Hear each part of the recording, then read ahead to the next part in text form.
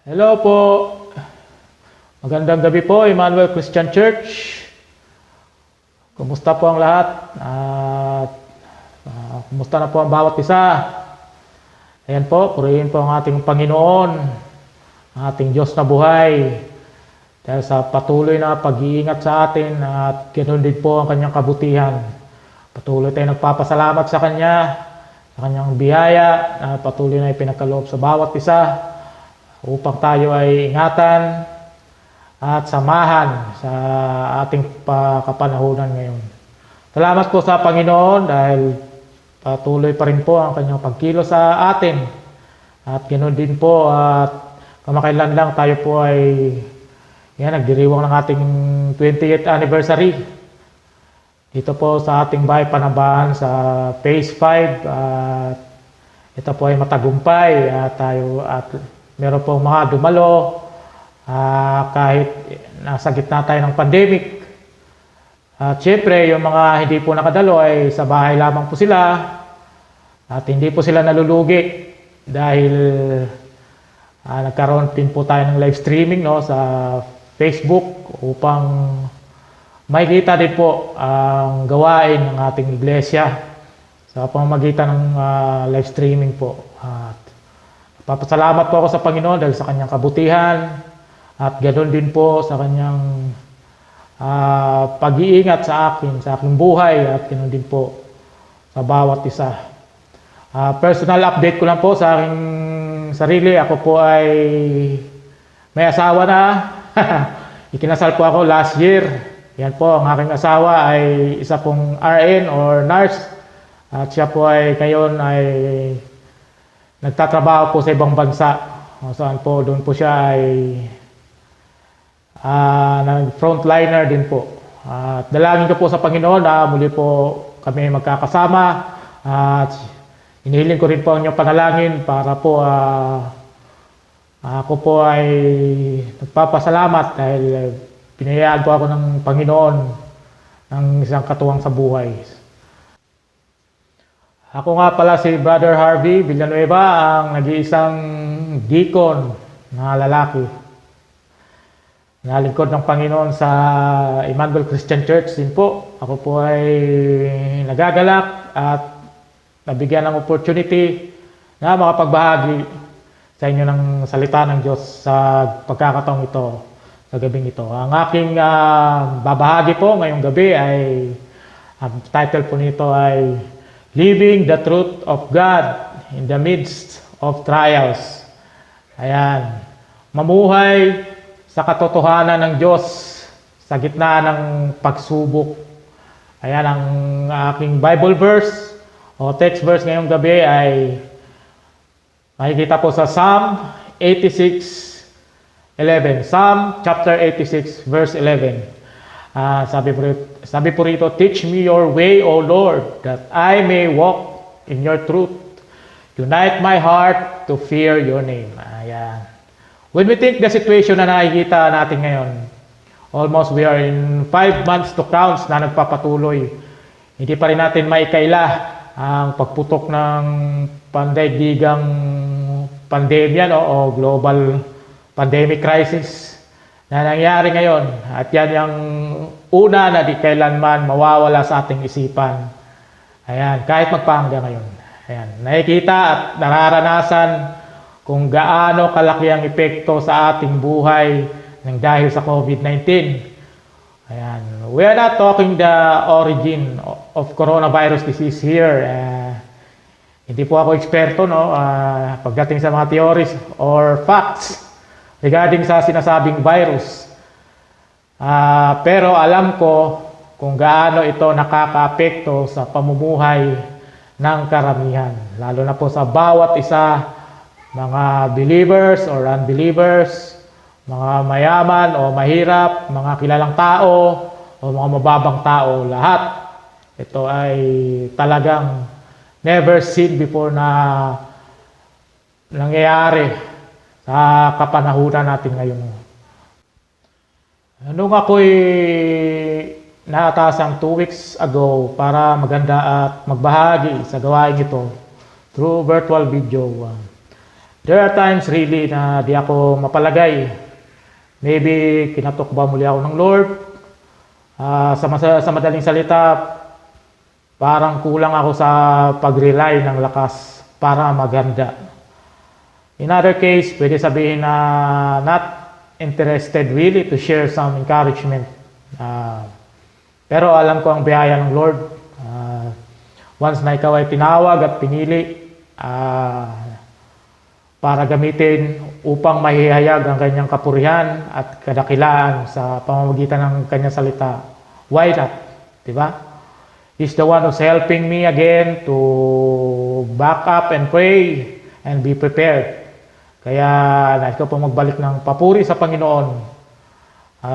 I will be sharing some couple of Bible verses that can really help us to back up and continue to rely in His truth. Ayan. Let's talk about truths in the Bible. Ayan. The difference between the truth and the fact. Yan po. Dalawa lamang po yung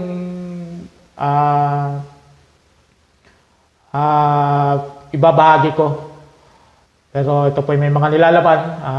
Yung pinakauna po, number 1 po ay ang katotohanan. Truth gives us freedom, not facts. Ayan. Ang katotohanan po ay nagbibigay sa atin ng kalayaan. Hindi po yung mga basihan o facts. Ayan. Sabi po sa John chapter 8 verse 32. Then you will know the truth and the truth will set you free. Ayan. Ano ang pagkakaiba ng truth sa facts? Parehas po ba ang translation sa wikang Tagalog? Oo. Magkaparehas po ba ang meaning? Ang sagot, hindi. Ayan. Ano po ba ang salitang fact? A fact is a statement that can be verified. It can be proven to be true or false through objective evidence. Ayan. Facts go beyond theories. Ayan. Sa kabila naman po, ang truth or katotohanan, truth is entirely different. It may include facts, but it can also include belief. And people will accept things as true because they fall closer to their comfort zones. Ayan. Facts is indisputable. Truth is acceptable. Yan po, no? Natakot at nag-aalala ang lahat ng tao sa anumang sulok ng mundo ng sumiklab po ang tinatawag na kumakalat na coronavirus or COVID-19. At sa mga pagbabalita nito, alam niyo po, this is the first time in global history sa ating kapanahunan ngayon na not only happening here in our country, hindi lamang po sa Pinas. Alam niyo po, ang news media ay kailanman hindi naging patas sa pagbabalita po. Pwede nating tawaging may kasinungalingan. Opo, may occurrences na o pangyayari kahit noon pa at ngayon na di tama yung pagbabalita sa media. Siguro may binabahagi sila na di dapat ibahagi or mga ibahagi nila na naayon lamang sa kanilang gusto. Ayoko pong mag-isip o gumawa ng teorya o tinatawag na conspiracy theory para maglahad ng aking nalalaman. Ako po'y lubos na naniniwala na ang salita ng Diyos ay may tiyak na katotohanan na gustong ihatid at ibahagi sa gabing ito kung saan ito ay aking patuloy na dinadalangin. Yan. At ito nga kahit naririnig, nakalap natin or binalita sa atin, mga facts na nire-report sa buong mundo, even if we saw all the facts reported to us, we're not getting the whole story. Ayan po, kung bakit may COVID at saan ba talaga ito nagumpisa o nagmula. Alam nyo po, ang media, it is all about the facts. Kahit mga eksperto pa yan, gusto nila idirekta o ilito mga tao.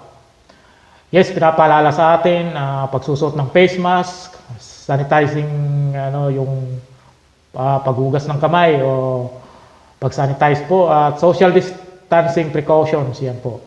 This is what the World Health Organization tells us to do. Then pabalik-balik ang pagtaas ng mga COVID cases at mas mababa pa yung mga naka-record na naka-recover. Tapos samahan pa ng may mga namatay. Yan. Yun talaga nang dahil sa balitang ito na patuloy na pinapapasok sa ating pag-iisip para tayo ay di mapalagay. This is how the powerful media is all about today happening in our lives. When we have all the facts, alam niyo po, we have all the information. But if we have the facts and we don't have the truth, then we're still listening to a lie. Ayan. Magkaiba po kasi yung basihan lang sa katotohanan. Kapag ayan, binabase lang natin sa bagay na parang hindi pa siya yung sure o wala talagang pruweba na ang sinasabing fact sa media ay nakikita natin ngayon ay nilalarawan sa atin na yun lamang na maaring ipakita sa atin. Yan. Sa madaling salita, ito ay kontrolado. Kung ano yung gustong report sa tao ng media ay yun lamang ang naisulat at pwedeng ipakita sa atin. Ayan. Kuha niyo po. There's a truth, something really, but the truth says something a lot deeper and a lot or more eternal or spiritual. Yun po ang gustong iparating ng media. There's a conclusion behind this controlled media that feeds us. Alam niyo po, si Satanas, gusto niya ganito mangyari at sasabihin natin na, uy, alam mo, dapat matakot ka ngayon eh.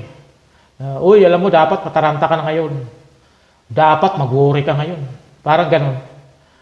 God says na ito ay pawang may mga kasinungalingan.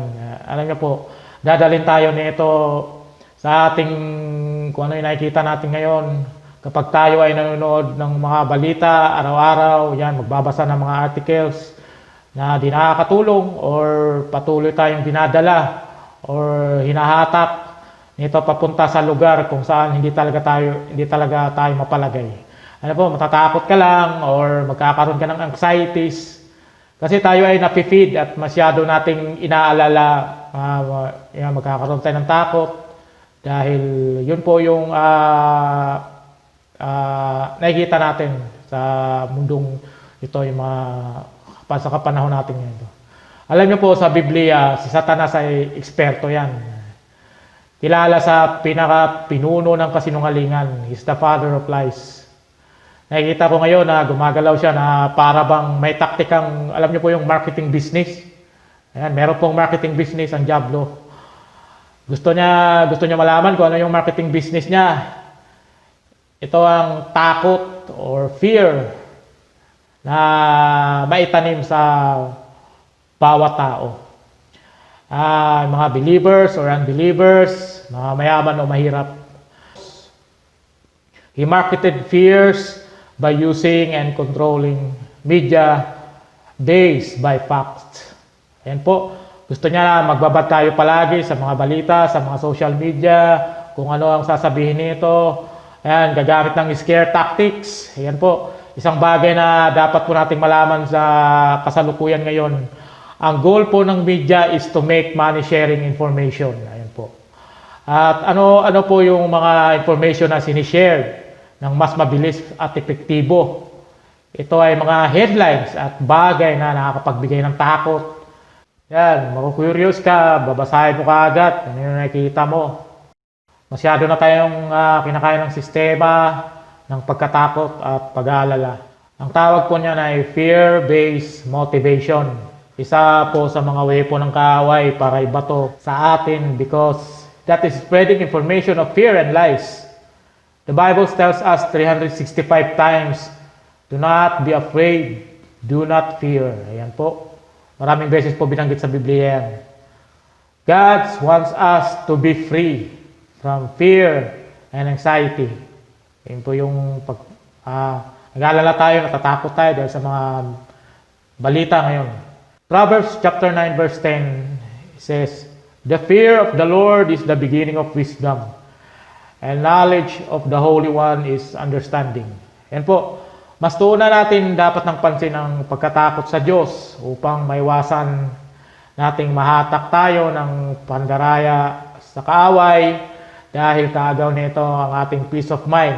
At kapag, mag-worry tayo guys, hindi magkakasala tayo, ilapit natin ito sa Diyos at kapag tayo ay nakakadama ng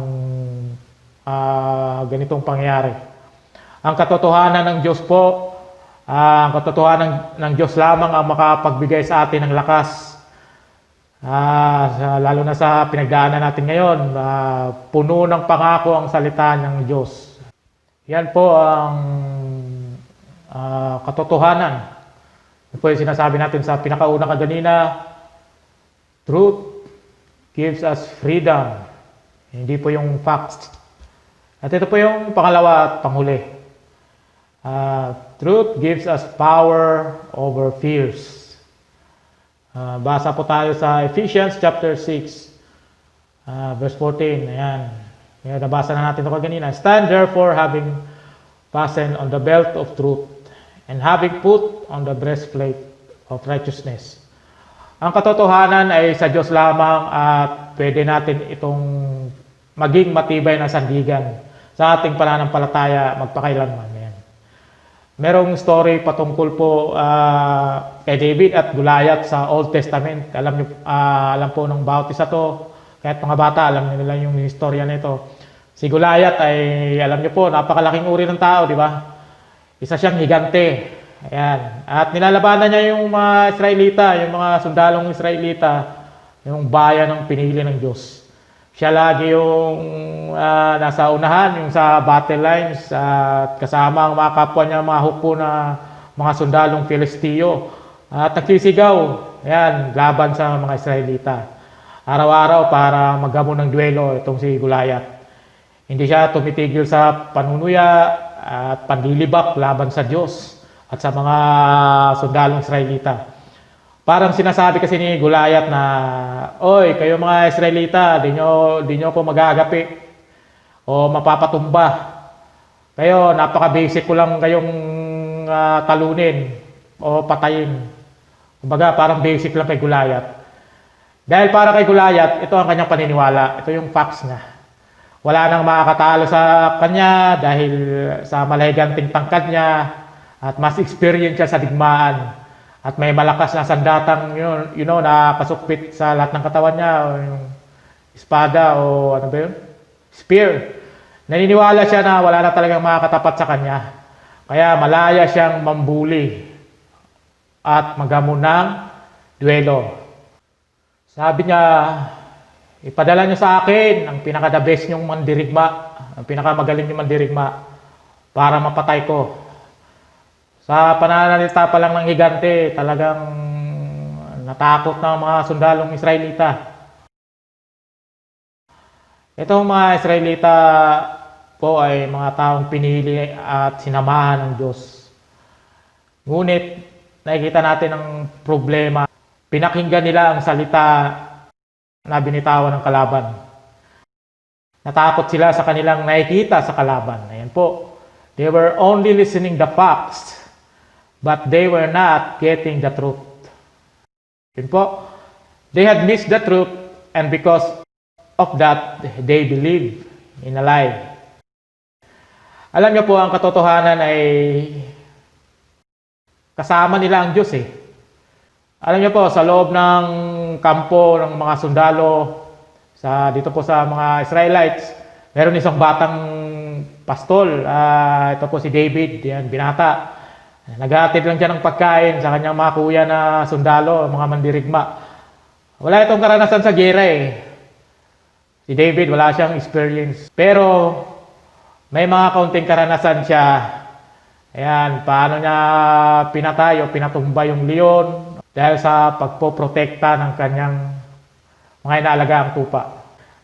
Nakita ng batang si David, si Goliath sa di kalayuan at yan, nagsisigaw at naghahamon, pati ang Diyos ay naririnig ni David na kinutya.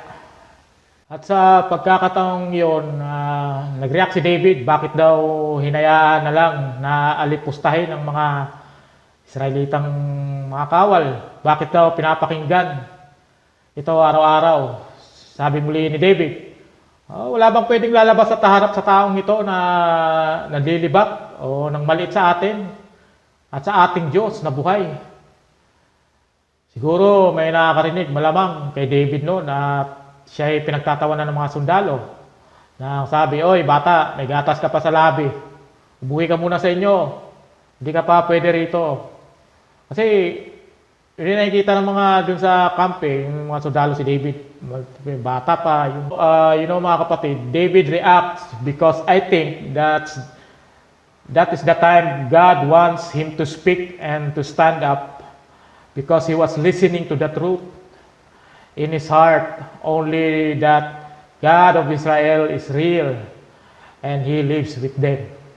Ayan, mismo kay David na ni-reveal na totoo po ang Diyos na kasama sa ng bayang pinili yung bansang Israel. Alam ni David na nakakalimutan ng kapwa niya o mga kababayan niya na may Diyos sila. Alam ni David na siya ay kinasihan ng Diyos nung pagkakataon na yon. Yan. Kaya nag-react si David. Alam ni David na sasamahan siya ng Diyos dahil ang pinaka-the best na experiences ni David habang siya ay nagbabantay at nagpapastol sa bukid noon ay ang umawit ng mga awiting papuri para sa Diyos. Ayan po. Yes, David was known a faithful worshiper who sings to God and that he spent his time during that day.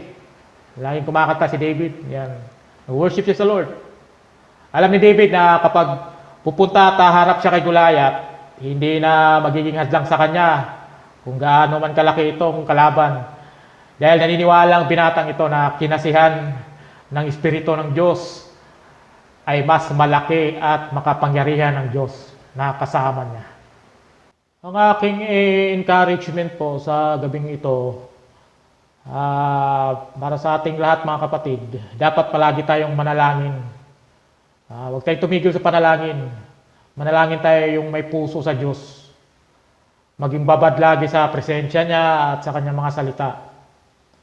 Ayan, pwede tayong lumapit sa Panginoon. Pwede nating i-pray sa Lord kung ano yung gusto ng Lord na i-reveal sa buhay natin. Ayan. God wants to reveal the truth in our hearts and in our minds. Isa sa mga dalangin ni David, pinakamagandang dalangin ni David, na may kita po din natin dito sa Psalm chapter 40 verse 1, I waited patiently for the Lord and He inclined unto me and heard my cry. Isa ito sa mga naisulat na panalangin ni David sa Biblia.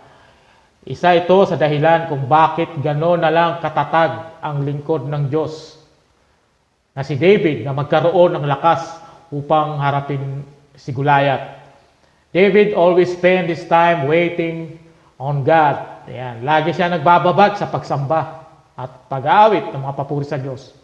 At alam niyo po, isa sa mga tips kung bakit matagumpay o nagtagumpay si David. Dito po, sabi po sa Psalm chapter 91 verse 1 and 2, whoever dwells in the shelter of the Most High will rest in the shadow of the Almighty. I will say of the Lord, He is my refuge and my fortress, my God in whom I trust. Dito niya natagpuan at laging nagbababad sa piling ng Diyos. Ano po ba ibig sabihin ng the secret place na binabanggit sa talata ng awit? At paano po tayo makakapasok dito? Ang panawagan po ng Diyos, mga kapatid, sa atin ay makipag-isa tayo kay Kristo Jesus. Lalo na sa sitwasyong kinakaharap natin ngayon, mas kailangan natin ang Diyos. Dapat, dahil sa Kanya lang may kasagutan at tunay na pag-iingat para sa atin. Only in Him we can find protection. Yan po. The verse says, whoever dwells in the shelter of the Most High will rest in the shadow of the Almighty. Ang konsepto po ng Hebrews or the Hebrew concept of shadow is protection. God is promising us protection. There are many facets of protection. The way we are currently facing now, it's protection against disease, and protection against terror, or protection against the powers of darkness. And they become against you like in the form of fear. Yung kailangan natin ng protection ng Lord. Kapag tayo ay nakafocus sa pangako ng Diyos, when we find ourselves focused in the promises of God, we find ourselves in the secret place of the Most High. Ayan po. Di po biro ang hinaharap natin ngayon. Lagi tayong na-update sa mga high cases sa iba't ibang sulok dito sa buong Cavite. Madami nagagalit dahil sa cases, yung madami nalulungkot at nag-aalala. Baka di na nila malaman o baka mawaan sila nang wala sa oras. Umaasa tayo kung ano yung nakikita natin sa balita, lalo na yung mga inasahang vaccine na pangako na wala pang eksaktong petsa para mabuo.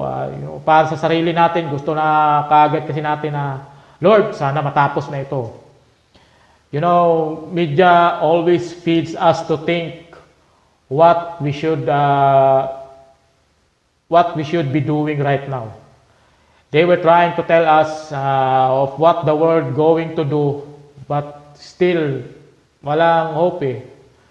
The world fails to give us hope. That's why some are losing patience and starting to work on something that we're going to do in their own.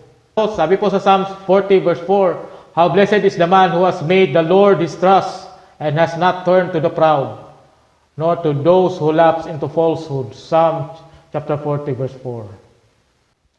The verse is talking about making the Lord our trust. Ibig sabihin, ilagak at idulog natin ng buo sa Kanya ang ating pagtitiwala at pag-asa. At huwag sa mga nakikita na mga balita o sabi-sabi. Alam niyo po, ang facts po para kay Goliath, siya ay malakas. Hindi siya magagapi ng mga Israelita. Minsan po, kagaya po tayo ng mga Israelita. Nakakalimutan natin na may Diyos tayong kasama. Hindi natin kayang harapin o sugpuin ang coronavirus sa pamamagitan ng kakayahan natin. Hindi natin kayang magapi o ang takot at pagkabalisa sa pamamagitan ng kakayahan natin. Kaya kailangan natin ng katotohanan talaga. Kailangan natin ng katotohanan na makapagpalaya sa atin. Kailangan natin ng katotohanan na makapagpatagumpay sa atin. The truth is the Spirit of God. And God is with us if we know Him.